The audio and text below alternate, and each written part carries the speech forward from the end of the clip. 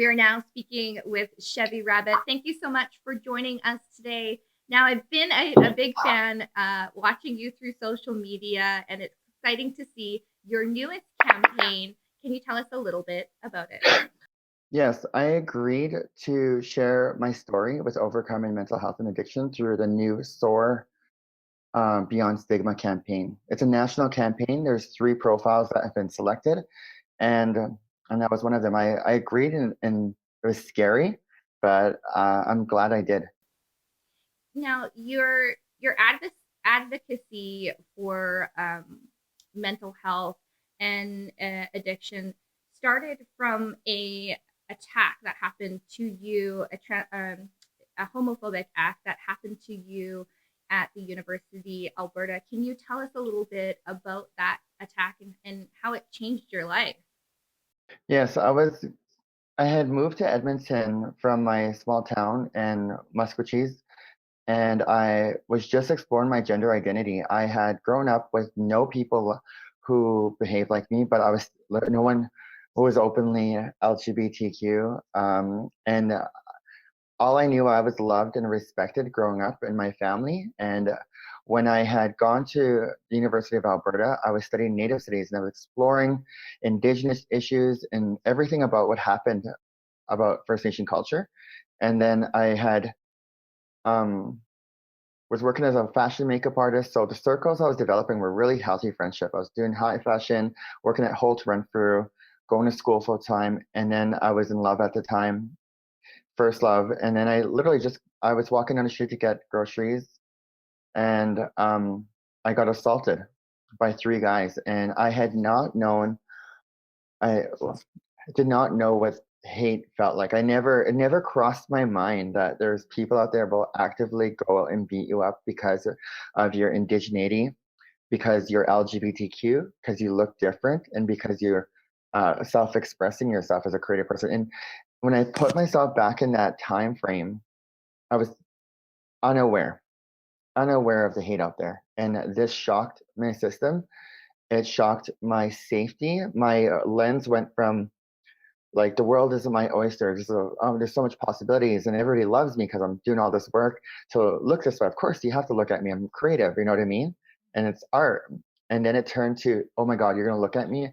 You're gonna beat me up. This complete fear for years, and that turned into, well, I got diagnosed with PTSD, and it turned into unhealthy coping mechanism with alcohol as a way to deal with this social anxiety.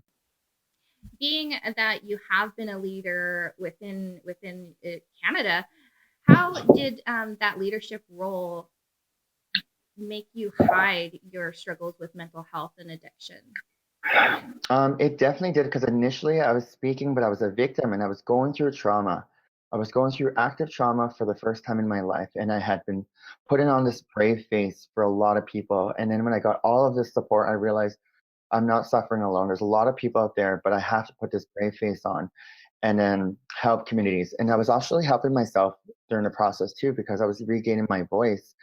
And although it took a lot longer than I had anticipated, because trauma, it's really hard to heal. Probably dealing with this for a while and managing it. But I'm in a good place now, and that pressure at the time, and that pressure to put on that brave face, really was heavy. It was heavy to deal with at the time, and I remember getting awards at the time, top in advocate, top 40 under 40, and I remember thinking, well, I'm suffering too, and I'm getting these awards, and I'm performing, and I'm getting like um, doing really a lot of work. So it's making sure that other people don't get beat up. Yeah, I can imagine I can imagine what you went through. I myself had gone through a traumatic experience as well, and I took that same leadership role. Like I wanted to be strong, I wanted to be tough. I didn't want anybody to see my weakness, and I actually Yeah. ended up going through the same path, and I am in recovery as well. That I'm really excited to hear that you're in that as well.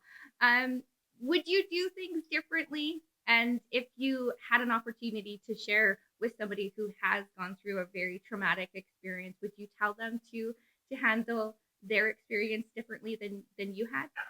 I definitely would. I think if you develop those healthy mechanisms right away and you open up with trusted friends and you get out there and you seek help.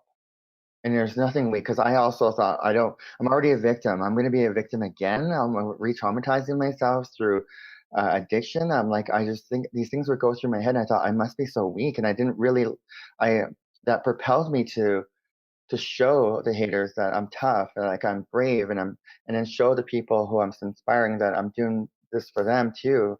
And I took that leadership role because it's a really hard path, but it's very, for me personally, I found it very rewarding looking back and taking lessons from that trauma, taking lessons from my experiences.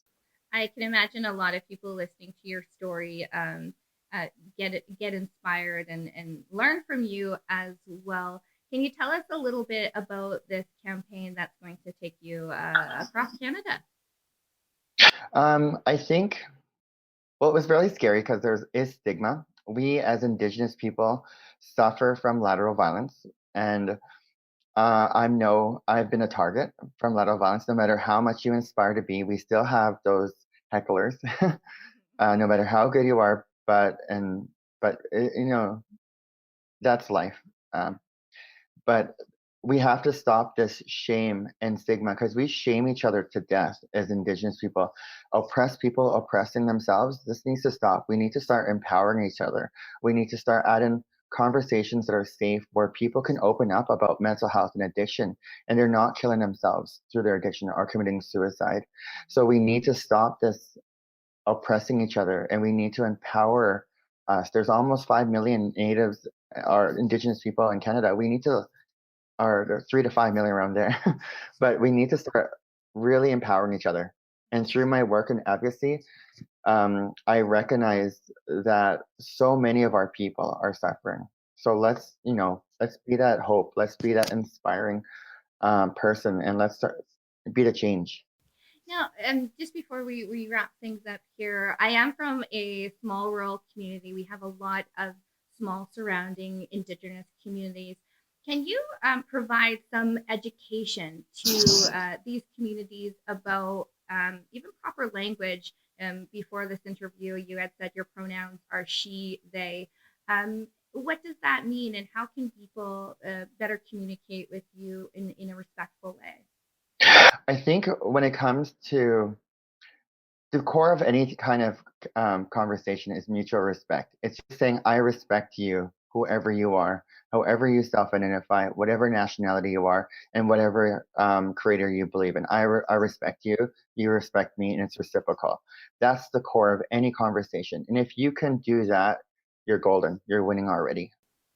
Awesome. This is actually the first interview I've ever done, and you did not disappoint. Thank you. Thank you for doing this with me today. And if anybody wants to follow your journey, see what you're doing, where can they follow you at? They can follow me at Hate to Hope. It's online. It's social media, and it's just put Hate to Hope and Edmonton, and I'll pop up. All right. And anything else you'd like to share before we say goodbye? Nope. I just think we as Indigenous people need to have those empowering conversations. We need to end this intergenerational trauma. And that starts at home. It starts with you as an individual. Thank you so much, Chevi. You're welcome.